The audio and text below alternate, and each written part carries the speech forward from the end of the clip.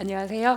안녕하세요. 안녕하세요. 안녕하세요. 2021년에 주목할 블록체인 정책 이슈 패널 토론을 진행할 저는 파이낸셜 뉴스 블록체인 팀 이구순 부국장입니다.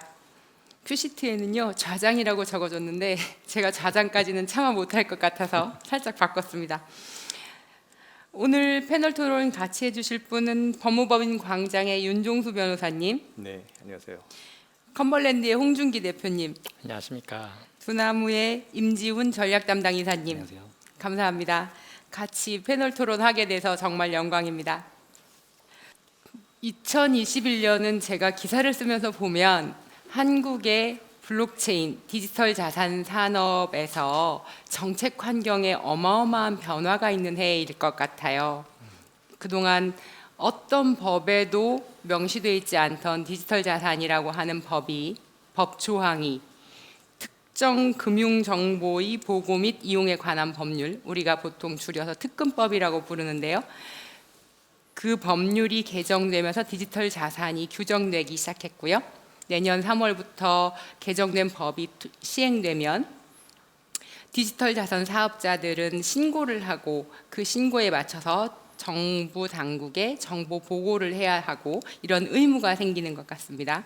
그리고 또 하나는 내년 10월부터 디지털 자산 거래에 대해서 세금이 부과되지요. 지금까지는 그냥 아무렇게나 거래할 수 있었는데 이런 큰 틀의 정책 환경 변화가 디지털 자산 사업을 하는 사업자들 그리고 투자자들 그리고 디지털 자산 산업 전체에 어떤 영향을 미칠 것인지 기업과 투자자는 어떻게 대응할 것인지 이런 것들을 얘기하는 게 오늘의 주요 주제가 될 것 같습니다. 우선 홍준기 대표님, 제가 법을 잘 모르긴 하지만 특금법에 명시되어 있는 디지털 자산 사업자, 신고를 해야 되는 디지털 자산 사업자가 어떤 사람인지 잘 모르겠습니다. 법률에는 일단 디지털 자산의 매도, 매수, 교환, 이전, 보관, 관리 이렇게 어려운 말들만 있는데요. 시행령에도 친절한 설명은 없고요. 이것 좀 설명해 주세요. 네, 굉장히 중요한 저희 회사한테도 질문이고요. 저희 회사 자체가 한국에서 저희가 과연 이러한 가상자산 취급 사업자인지 아닌지를 또 분간해야 되기 때문에 저희가 그 입법 예고를 보니까 워낙에 처음에 정의된 그 사업자의 범위가 너무 넓어서 굉장히 시장에서 좀 혼동이 있었는데 이 입법 예고에서는 그래서 그런지 세 가지 주요 사업자만 일단 보고해야 된다. 등록을 하는 그런 셈이죠. 그래서 거기에 보면 이제 거래소, 또 커스토디안, 그렇죠? 수탁 업무 같은 커스토디안, 그리고 이제 월렛, 지갑 서비스 이런 걸 보는데 저희가 받는 느낌은 주요 사업자를 고객들이 있고 고객의 자산을 이 자산이 뭐 현금일 수도 있고 또 암호화폐 자산일 수도 있고 그런 고객의 자산을 보관하고 있는 그런 자들을 대상으로 먼저 보고하게끔 하는 그런 사항이 나와서 저희 같이 P2P 트레이딩하는 회사는 일단 빠져서 저희는 그런 식으로 이제 본사에 보고를 하고 있지만 일단은 누가 보고해야 되는지는 입법 예고에서 나온 것 같아요. 예. 그러면 고객이 있고 고객의 디지털 자산을 보관하는 사업자 이렇게 우리가 정하면 될까요? 제 이해는 그렇습니다. 저는 이제 변호사는 아니지만 제 경험에 비추면 그런 그 고객의 자산을 운영하는 데에 대해서 아마 굉장히 조심해야 될 사항이라고 생각하지 않았을까 생각됩니다. 네. 그럼 윤 변호사님, 예. 이제 디지털 자산 사업자들 중에는 해외에 본사를 두고 있는 예. 사업자들도 굉장히 많고요. 네. 한국에 법인이 없는 사업자들도 있습니다. 이런 사업자들은 신고의 의무가 있는 건지 혹은 뭐 신고 안 하고 그냥 사업하면 되는 건지 그리고 혹시 홍 대표님 말씀하신 거에 더 덧붙여서 신고해야 될 의무 사업자 추가로 생각하시는 거 있는지 좀 알려주세요. 우선 뭐 이제 뭐 비슷한 자본시장법이나 또 이 법도 마찬가지지만 사실은 뭐 그게 외국 회사냐 본점이 외국에 있냐 국내에 있냐 이보다는 이제 국내를 대상으로 영업을 하느냐가 이제 핵심이거든요. 그러니까 이제 외국 사업자인 경우에도 뭐 실제적으로 관리하는 주체들은 본사 특히 뭐 그런 외국에 있다 하더라도 우리나라에서 영업을 하는 경우에는 신고를 하도록 되어 있습니다. 그래서 그걸 뭐 신고하는 내용도 이번에 입법 예고된 시행령에 보면 국내 사업자뿐만 아니라 그렇게 외국 사업자의 경우도 영업하는 경우에는 국내 사업자가 신고하는 여러 내용에 더해서 국내 영업소 주소하고 국내에서 그 회사를 대표할 사람을 특정하도록 그렇게 명시하고 있어서 역시 영업을 한다 그러면 외국 사업자도 신고의 대상이라고 볼 수 있고요. 그다음에 이제 어떤 가상자산 사업자냐 이제 이 부분은 뭐 계속 이제 관심의 이제 대상이 되었고 했는데 사실 이 규정이 우리나라가 독자적으로 만들었다기보다는 이제 FATF라고 자금 세탁 방지 기구에서 만든 그 권고 기준 거기 지침서 뭐 이제 이런 거에 따라서 만든 거거든요.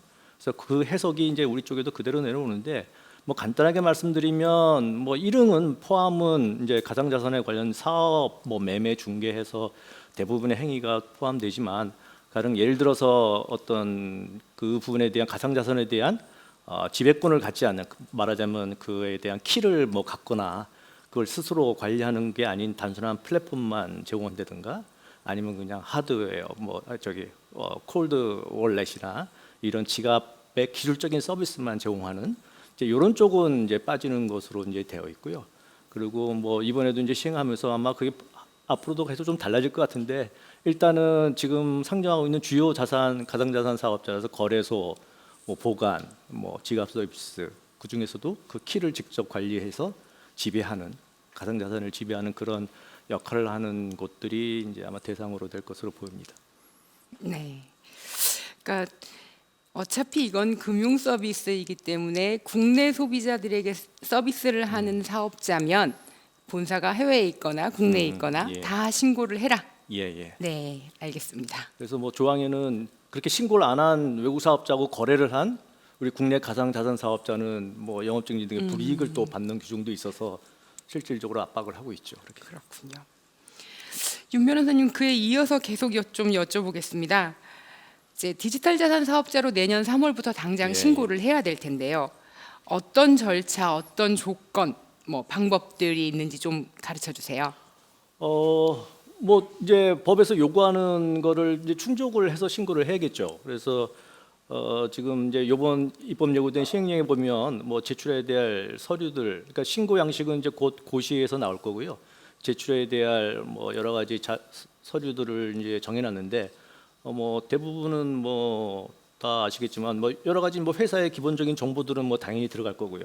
대표자나 뭐 또 영업소 주소 그 다음에 뭐 이메일 홈페이지 뭐 이런 것도 다 들어가고 추가로 이제 법에서 요구하고 있는 뭐 실명 입출금 계정 그거에 적용 대상인 경우에는 그거에 대한 확인서 그리고 또 ISMS 그걸 받은 그 확인서 뭐 이런 부분의 것들이 이제 요건을 충족시켰다는 것을 증명하기 위해서 이제 들어갈 거고 그다음에 아마 고시에서 추가적으로 또 요구할 수 있는 사항이 있을 겁니다. 아마 신청서 양식도 그때 이제 확실히 나올 거고요. 네. 그 신고의 절차, 구체적인 절차들은 고시가 나와 봐야 이제 정확하게 파악할 수 있겠군요. 네. 윤 변호사님 계속 이어서 질문이 계속 가게 되는데요. 법이 너무 어려워서요. 예. 그 실명 확인 입출금 계좌 이게 예. 사실 말은 어려운데 예. 은행에 가서 계좌 터줄 건지 받아와라는 말이죠. 예. 네, 이거 받으려면 어떻게 해야 될까요? 이제 이게 가장 관심사였고 또 앞으로도 좀 논쟁의 여지가 있는 부분인데 정확하게 뭘 충족하면 바로 나온다라는 게 아니고 그거는 이제 그거를 발급하는 금융기관 등 특히 은행이 이제 제일 먼저 대상되는데 은행에서 이제 판단을 하게 되어 있고요. 다만 시행령에서는 그걸 하기 위한 여러 가지 요건을 기본적인 요건을 했죠. 뭐 일단 우리가 법에서 정하고 있는 여러 가지 불수리 요건에 해당되지 않는 뭐 범죄 전력이나 아니면은 뭐 이전에 뭐 영업 중지를 당하거나 했던 부분, 뭐 그런 부분 빼고는 나머지는 이제 지금 얘기하고 있는 게 제가 기억하기는 고객의 예치금을 뭐 분리 보관한다든가, 그리고 뭐 고객의 거래 내역을 별개로 한다든가 하는 부분의 요건들을 이제 충족시켜서 그 부분을 기본적인 요건을 제시해야 되고, 거기다가 추가로 그 가상자산 사업자가 어떤 자금 세탁 방지나 이런 거에 대한 내부 뭐 솔루션 도입이나 아니면 내부적으로 그거를 어떻게 프로세싱해서 제대로 하고 있는지 그런 위험성에 대한 판단을 해서 결정을 하도록 되어 있습니다. 그래서 사실 금융기관 등에서는 이게 뭐 충족하지 않는다, 자기네들 판단하기에 한다 그러면은 사실 안 해주면 실명 입출금 계좌를 얻을 수 없거든요. 근데 이건 어떻게 보면 또 은행한테 그런 권한을 줘버렸으니 은행이 자기 책임의 문제가 또 있어서 그거를 해줬다가 나중에 문제 삼으면 또 은행이 또 이제 또 불이익을 받을 가능성이 있으니까 우리가 혹자에 따라서는 되게 보수적으로 움직일 거다. 뭐 은행이 스스로 이렇게 부담을 가지면서 입출금 실명 입출금 계정을 내주겠냐. 그래서 거기에 대해서 되게 이제 불안하게 생각들을 많이 하시는 것 같고요. 그래서 과연 지금의 기업 뭐 거래소 같은 경우에 몇 개나 남을 것인가, 지금 현재 받고 있는 4개 외에 추가로 얼마나 할 것인가에 대해서 또 의문을 품는 것도 있고 했는데, 그거는 이제 실제 시행이 되면서 어떻게 운영이 되는 것을 봐야 할 것 같습니다. 네, 은행도 고민이고 디지털 자산 사업자도 고민이겠습니다. 예. 이 고민들은 누가 해결해 줄 수 있는지 그 답을 좀 알려주면 좋겠는데요. 자, 임 이사님, 네. 입출금 계좌, 실명 계좌를 받으려면 자금 세탁 방지에 대한 시스템이 제대로 구축돼 있다, 이런 것들을 증명해야 되는 거라고 이제 법이 해석되는 것 같아요. 이거 어떻게 구축해야 되는 건지, 뭐 현재 금융회사들은 기존에 어떻게 운영하고 있는 건지 좀 살펴봐 주세요. 네. 일단 자금 세탁 방지 체계라고 하면 이제 크게 3가지를 보통 얘기를 합니다. 이제 첫 번째는 흔히들 말하는 KYC, 이제 고객 확인 의무 제도고요. 두 번째는 의심거래 보고 제도, 그러니까 STR이라고 하는 의심거래 보고 제도고요. 그리고 세 번째는 고액 현금 보고 제도, 고액 현금 거래 보고 제도인데, 이 중에서 이제 고액 현금 거래 보고 제도는 가상자산 사업자에게는 당장은 지금 적용되지 않고요. 앞에 이제 2개가 중요합니다. 그 KYC 같은 경우에는 얼핏 들으면 뭔가 대단한 것 같지만 사실 우리 고객이 누구인지 그 정보를 이제 파악하라는 겁니다. 그래서 저희가 은행에 가서 계좌를 튼다고 했을 때 성명, 그리고 주민등록번호, 뭐 주소지, 뭐 이런 것들을 파악을 해서 그 고객에 대해서 이제 은행이 계좌를 내줄 때 어떤 고객인지 파악을 하는 거고, 그러한 고객들 중에서 뭔가 자금 세탁 위험이 있어 보인다라고 하면은 EDD라고 이제 Enhanced Due Diligence라고 해서 좀 더 강화된 고객 확인 제도를 운영하는데요. 이제 은행 같은 경우에는 그 거래 목적, 그리고 실지 명의와 일치하는지, 그러니까 이 사람이 다른 사람을 위해서 뭐 계좌를 트는 건 아닌지, 이런 것들을 이제 추가적으로 확인하도록 하고 있습니다. 그래서 저희 가상자산 사업자 같은 경우에도 그 1단계 가입 같은 경우에는 이메일로 가입을 하고, 뭐 2단계로 실명 확인하고, 뭐 3단계로 그 고객의 뭐 그 주소지라던가 아니면 그 투팩터 로그인이라고 해서 이 고객이 실제로 다른 고객들한테 계좌를 뭐 빌려주지 않도록 하는 여러 가지 이제 장치들을 두면서 거래 한도라던가 출금 한도를 조정을 하는데요. 이제 그런 식으로 고객에 대한 정보를 파악하는 게 이제 KYC이고요. 그리고 그러한 고객들 중에서 거래 행태를 봤더니 정상적인 거래 행태가 아닌 것 같다, 왠지 자금 세탁의 위험이 있는 것 같다라고 하면 이러한 의심 거래에 대해서 이제 보고를 하는 제도를 가지고 있는데, 그 금융거래의 재산이 왠지 불법 재산인 것 같다거나, 아니면 그 거래 상대방이 자금 세탁 방지 행위를 하고 있다거나, 아니면 그 공중 협박 자금 조달 행위에 가담하고 있는 것으로 합당하게 의심이 되면 이제 그런 것들에 대해서 금융정보분석원장에게 보고하도록 하고 있습니다. 그래서 그러한 것들을 이제 가상자산 사업자에게도 동일하게 이제 요구를 하는 것이고요. 그리고 이제 그동안 가상자산 사업자들도 사실은 그러한 불법적인 재산들이 거래가 되면 사실 이 산업 자체에 좋지 않기 때문에 스스로 그러한 부분들을 식별하고 뭔가 처리하도록 하려는 노력은 많이 했지만, 이게 법에서 저희가 요구되지 않는 사항이기 때문에 사실 권한이 없습니다. 그러니까 그 고객에 대해서 주민등록번호라던가 이런 것들을 저희가 그 징구할 수 있는 명분도 없고, 또 금융정보분석원장에게 직접적으로 보고할 수도 없었기 때문에 사실은 그러한 부분들이 이번에 특검법 시행령에 들어가면서 특검법 개정이 되고 특검법 시행령에 가상자산 사업자가 어떠한 행위를 해야 되는지 명확하게 기재함으로써 저희가 이제 좀 더 이 산업을 투명하게 이끌어갈 수 있는 계기가 되었다고 이제 보고 있습니다. 그런데 말이죠. 제가 보기에는 기존의 금융회사들은 기존의 데이터들이 굉장히 많이 있으니 이 거래가 의심이 된다 이렇게 찍어낼 수 있겠는데요. 디지털 자산 사업자들은 업력이 짧지 않습니까? 그걸 다 짚어낼 수 있을까요? 네, 사실 이제 그 부분이 한계입니다. 저희가 이제 가상자산 사업이 뭐 한국에서 활성화된 게 한 3년 남짓 됐는데 짧다면 짧지만 또 그 기간 동안에 많은 고객들이 들어와서 시장도 많은 부침이 있었기 때문에 그 과정에서 또 쌓인 노하우도 적지는 않고요. 이제 그런 부분들을 활용해서 저희가 충분히 좀 이상한 거래다라고 판단할 수 있는 패턴들은 어느 정도 이제 축적이 됐다고 보고 있습니다. 그리고 말씀하신 것처럼 그 업력이 긴 금융 기관에 비해서는 저희가 아직도 데이터가 충분하지 않기 때문에 저희 같은 경우에는 금융기관에서 AML 업무를 많이 했던 분들 모셔서 그러한 분들이 이제 금융기관에서 노하우를 많이 접목할 수 있도록 그렇게 하고 있고요. 다른 가상자산 사업자들도 마찬가지일 거라고 생각하고 있습니다. 그래서 점진적으로 더 발전해 나갈 거로 생각하고 있습니다. 홍 대표님 혹시 컴벌랜드는 이거 관련해서 특별히 노하우가 있으시면 좀 소개해 주세요. 예. 컴벌랜드는 거의 세계에서 유일한 이 회사 중에 하나인데 가상자산에 있어서는 저희 모회사가 DRW라는 금융회사고요.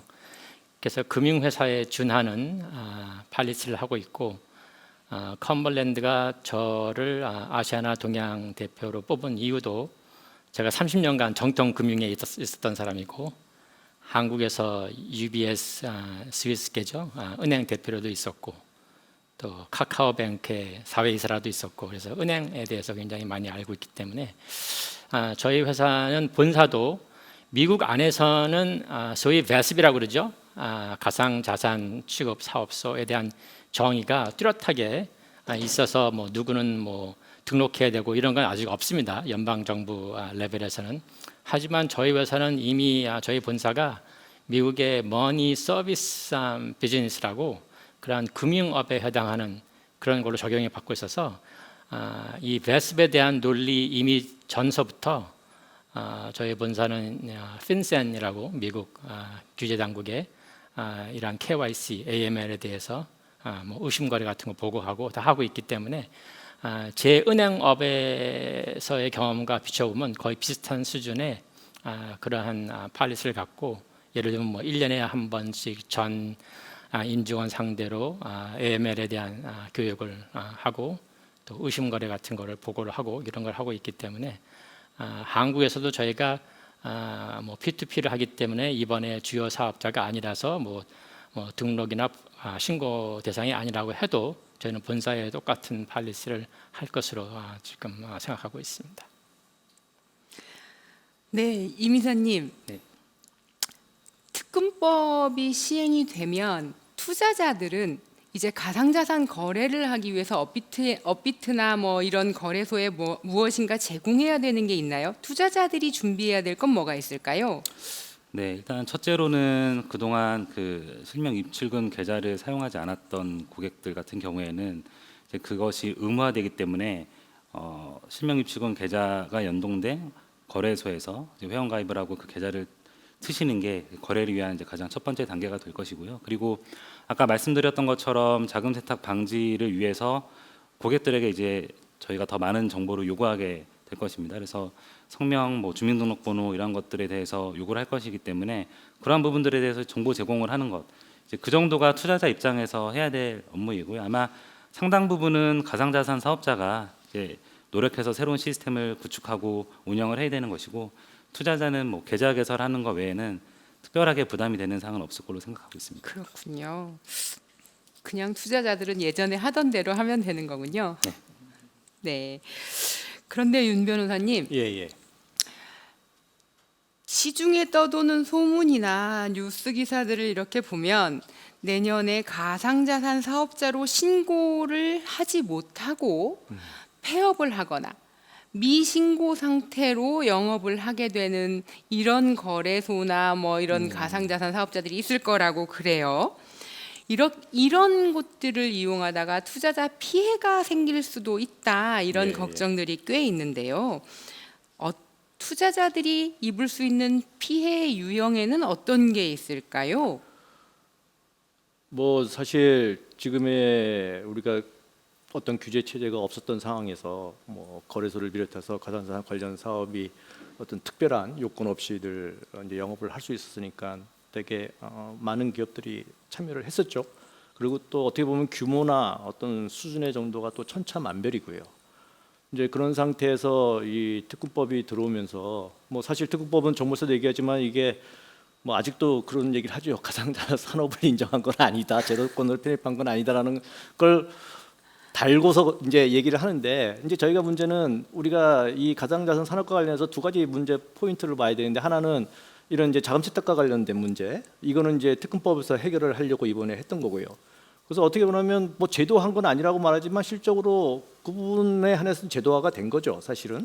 근데 또 하나가 이제 중요한 게 이제 고객 보호, 소비자 보호입니다. 투자자 보호인데 이 부분이 사실 계속 얘기가 나왔던 거잖아요. 지금 뭐 말씀하신 그 이슈가 아니더라도 그동안 뭐 먹튀라고 하는 그런 사건들도 많이 발생을 했고, 근데 그런 거를 투자자를 보호하기 위한 어떤 규제나 제도적인 게 없었으니 그런 상황이 발생하면 그거는 그대로 그냥 투자자들이 피해를 입게 되는. 그래서 어떤 정보 제공에서도 어떤 요구하는 게 없고, 아니면 내부적으로 뭐 아까 여러 가지 나온 뭐 예치금 분리 관리 뭐 여러 가지 부분에 대한 투자자 자금을 보호할 수 있는 것도 없었으니까 그런 피해가 생기면은 발생하면 피해자가 소비자가 그대로 피해를 줄 수밖에 없는 상황인데, 지금 이제 마찬가지로 이 특정금융법이 시행되면 여기서 한번 어떻게 보면 걸러지는 셈이거든요. 그 요건을 맞추지 못하는 곳이 뭐 상당하겠죠. 뭐 그 요건이 그렇게 쉬운 요건만은 아닌들이니까. 그러면 그런 경우에는 이제 뭐 미신고 영업을 하다가 뭐 제재를 받든지 처벌을 받든지 아니면 폐업을 하게 되는데, 이제 그 경우에도 지금까지 우리가 거기에 대해서 대비해 놓은 거나 아니면 규제한 게 없었으니, 말하자면 업체가 얼마나 폐업을 하면서 성실히 하느냐, 그리고 실질적으로 그 거래가 딱 중단되면 이제 다 돌려줘야 될 거 아닙니까? 그런 거에 대한 아무런 문제가 없느냐, 재정 상태가, 이제 이런 거에 따라서 또 예상하지 못한 피해를 입을 수 있거든요. 근데 그거에 대한 방법은 뭐 현실적으로 일단 그 업체가 기본적으로 그런 여력이 있다 그러면 언젠가는 받겠지만, 여력이 없는 상태에서 어떻게 부실하게 운영하던가 아니면 뭔가 문제가 있어서 그런 경우에는 뭐 그대로 피해를 입을 수밖에 없고 법적인 조치를 취한다고 해도 뒤늦을 수도 있거든요. 그리고 이제 당사자 또 계약 관계가 정리할 때 그 계약이 진짜 어떻게 서로 간에 정리가 되어 있느냐, 이게 중간에 딱 습되는 거니까 그런 경우에 투자자에게 피해가지 않게 계약이 잘 만들어져 있느냐도 사실은 개개업체마다 다 다를 거고요.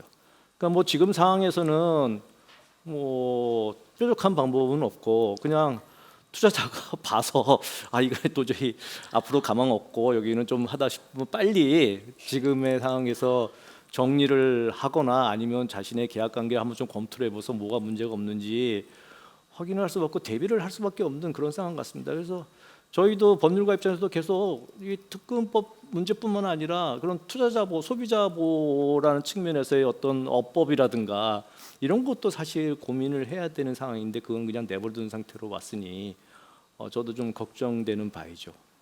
이게 뭐 변호사 입장에서는 뭐 소송을 하든 뭐 저희 일이 되긴 하지만 해서 이긴들 거기에서 그거를 뭐 반환하거나 배상할 자력이 있어야지 이제 되는 거 아닙니까? 그게 없으면 뭐 판결을 받던 뭐 구제 절차를 밟아도 아무런 의미가 없게 돼 버리는 거죠. 그러면 임 이사님, 이제 두나무 같은 큰 회사들은 신고 절차를 마치고 합법적으로 사업을 하게 되지 않겠습니까? 네.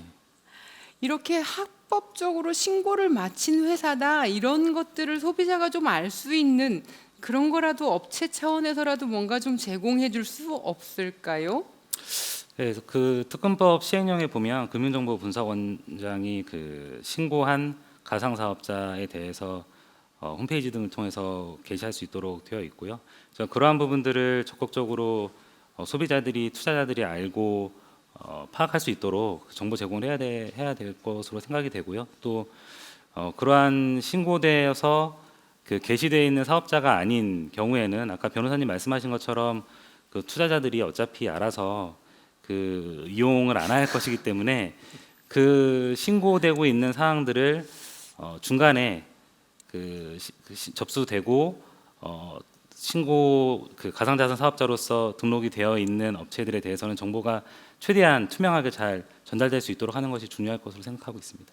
소비자는 본인이 이제 투자를 한다고 하면 본인이 투자하고 있는 게 안전한지에 대해서 일단 정보 탐색을 당연히 적극적으로 해야 될 것이고요. 다만 그런 정보 탐색 과정에서 굉장히 많은 탐색 비용이 뭐 시간적으로나 그 금전적으로나 들지 않도록 그런 정보를 제공해야 될 의무는 뭐 정부와 가상자산 사업자 모두에게 있다고 생각하고 있습니다. 저희도 투자가의 하나이기 때문에 말씀하신 대로 저희가 말씀드려 보니까 업빗에 등록하고 업빗을 써야 되겠다는 생각이 듭니다. 깜짝 PR을. 감사합니다. 네, 지금까지 특근법 얘기 좀 나눴는데요. 이제는 좀 세금 얘기해 봐야 될 것 같습니다. 임 이사님, 내년 10월부터 디지털 자산 거래에 대해서 세금이 부과된다고 하는데요. 네. 투자자들한테는 어떤 변화가 생기는 건가요? 네, 일단 거주자와 비거주자 외국법은이 좀 다른데요. 거주자 같은 경우에는 그 과세 소득을 양도에서 취득가액을 차감한 금액에 그 20%의 세율을 적용을 해서 본인이 1년에 1회 5월 달에 신고 납부를 하도록 되어 있습니다. 근데 그 양도 가액이라고 하면 그 매매를 하거나 뭐 교환을 하거나 그리고 아니면 뭐 대여까지 이제 포함을 하는 것이고요. 취득가액 같은 경우에는 그 취득에 수반되는 여러 가지 뭐 수수료라던가 부대 비용이 이제 포함이 됩니다. 그리고 내년 10월 1일부터 10월 1일 이후에 양도하는 분부터 과세가 되기 때문에 그 전에 보유하고 있던 분에 대해서는 의제 취득가액이라고 해서 실제 취득가액하고 그 법 시행일 이전에 바로 전일 가격 중에서 더 낮은 가격으로 그렇게 하고 있습니다. 그래서 그 예전부터 예를 들어 뭐 굉장히 쌀 때 본인이 이제 가지고 있던 더 높은 가액으로 죄송합니다. 더 높은 가액으로 하도록 하고 있는데요. 그래서 굉장히 쌀 때 취득해서 오랫동안 가지고 있던 고객 같은 경우에는 사실 그 예전에 증빙을 좀 찾기가 어려운 경우도 많기 때문에 법 시행일 전일의 가격을 가지고 그때 취득한 걸로 간주하고 그 이후에 양도분에 대해서 이제 세금을 낼 수 있도록 하고 있고요. 그리고 그 비거주자라든가 외국법인 같은 경우에는 원천징수를 하도록 되어 있는데요. 원천징수 의무자는 소득을 지급하는 자, 그러니까 아마도 대부분 이제 가상자산 사업자가 될 텐데 가상자산 사업자가 그 소득 금액을 지급하는 시점, 그러니까 투자자가 가상자산이던 아니면 현금이던 그 가상자산 사업자로부터 인출하는 시점에 그 다음 달 10일까지 가상자산 사업자가 원천징수해서 납부를 하도록 되어 있습니다. 그리고 이제 그 경우에는 세율이 양도가액의 10% 혹은 양도가액에서 취득가액을 차감한 금액의 20% 중에서 더 낮은 금액으로 하고 있고요. 그래서 이제 이러한 이게 그 가상자산 사업자들이 굉장히 시스템 준비에 지금부터 좀 심혈을 기울여야 되는데 아직 구체적인 시행령이 나오지 않았기 때문에 당장 구축하기는 어렵습니다만 요 세금 계산할 때 선입선출법을 적용을 하게 됩니다. 그래서 뭐 가상자산을 샀다 팔았다 여러 번 하게 될 텐데 나중에 예전에 산 가상자산부터 순차적으로 그 양도할 때 그 취득가액으로 이제 매칭을 해서 그 과세소득을 계산하다 보니까 이게 시스템적으로 굉장히 이제 복잡하거든요. 그래서 그러한 부분들에 있어서 좀 시행령이 빨리 나와서 구체적으로 어떻게 그 시스템을 구축을 해야 될지 좀 그 기간이 굉장히 많이 필요할 걸로 보이기 때문에 그런 부분들이 좀 빨리 나왔으면 하는 이제 바람이 있습니다. 네, 우리 특근법에서도 시행령 안 나온다고 네. 한 몇 달간 속을 끓였는데 네네. 예, 그렇습니다. 윤 변호사님, 예. 해외에서는 디지털 자산 거래에 대해서 어떻게 세금을 부과하고 있나요? 예, 뭐 과세를 한다는 측면에서는 뭐 큰 차이는 없습니다. 이게 뭐 사실 어떻게 말하면 소득이 생긴 것 자체가 좋은 것이요. 과세를 할 소득이 있다는 게 마이너스는 안 하니까. 그래서 하고 있는데 이제 보통은 보면 대체로 자본이득 또는 저희 같은 이제 기타 소득 이렇게로 나눠서 하고 있는 것 같고요.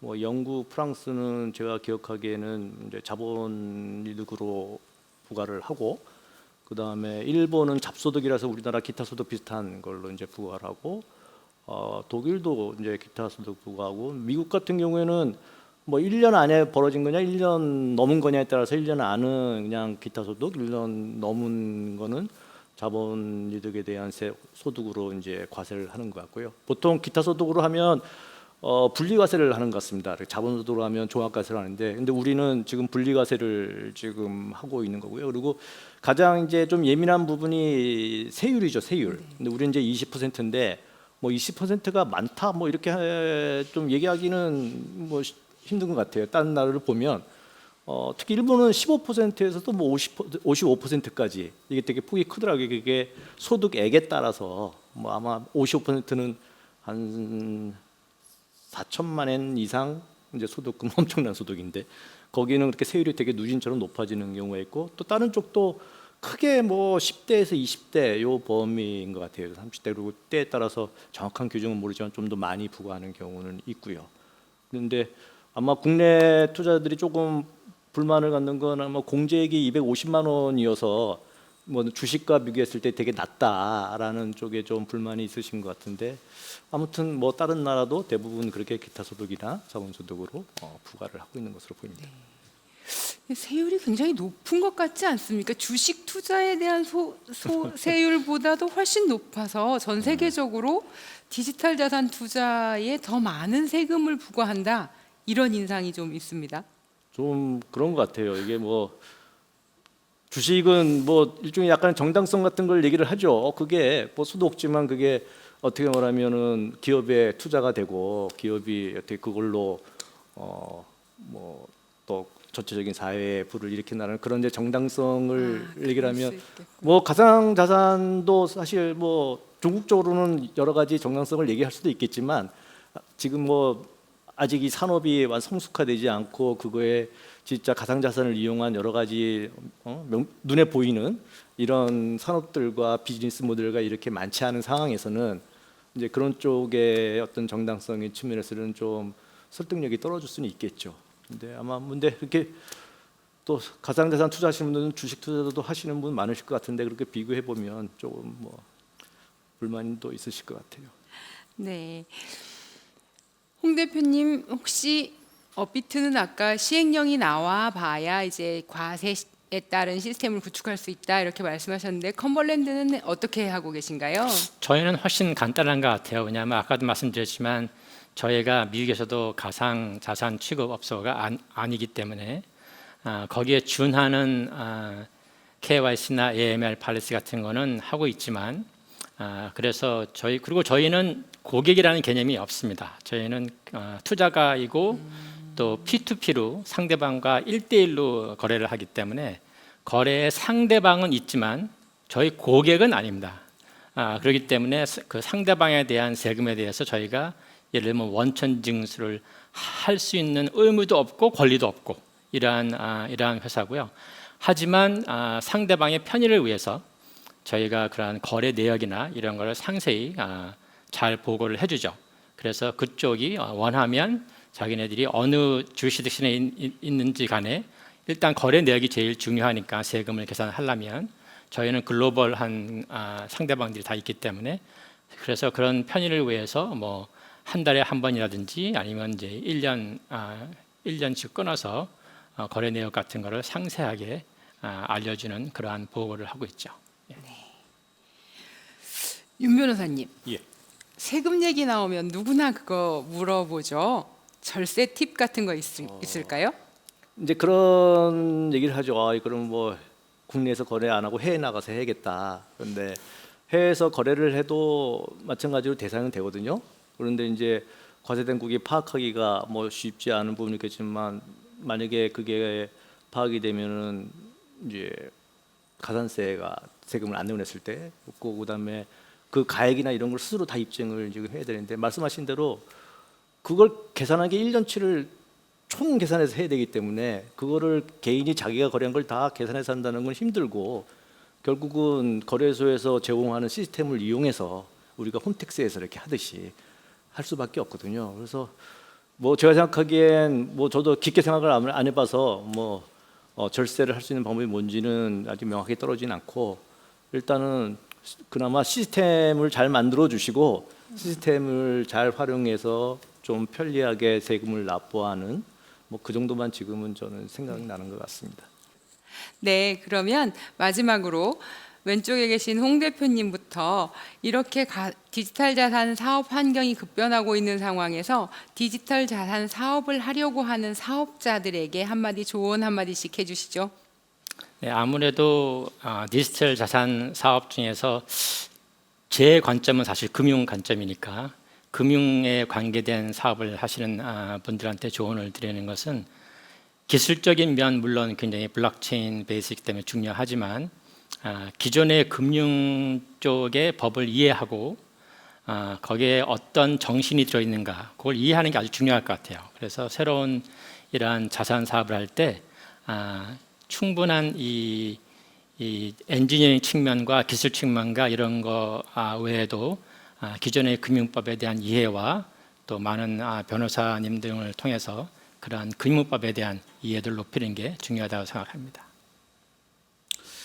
네, 사실 저도 홍 대표님하고 크게 다르지 않은데요. 저희가 2017년에 업비트를 시작하고 나서 지금까지 오면서 여러 가지 제도들, 없던 제도들이 생기고 분위기도 많이 바뀌었는데 그 과정 중에서 저희가 어느 정도 아주 힘겹지 않게 잘 나올 수 있었던 것은 저희가 처음부터 금융권의 여러 가지 제도들을 사전에 저희가 먼저 요구되지 않았지만 그 도입하고 스스로 여러 가지 투명하게 운영하려고 노력했던 것들 때문에 추가적으로 규제들이 생겼을 때도 저희가 낯설지 않고 잘 적응할 수 있었습니다. 그래서 지금은 특검법으로 이제 먼저 가상자산 사업에 대해서 어느 정도 규제가 공식화되었지만 윤 변호사님 말씀하신 것처럼 앞으로 뭐 업권법이라든가 여러 가지 논의들이 있을 수 있기 때문에 지금부터 가상자산 관련된 사업을 하시려는 분들은 그 금융 관련 법령 그리고 가상자산 사업 관련해서 글로벌 트렌드를 좀 인지하시고 앞으로 어떻게 흘러갈 것인지를 미리 생각을 하시고 사업 모델을 짜야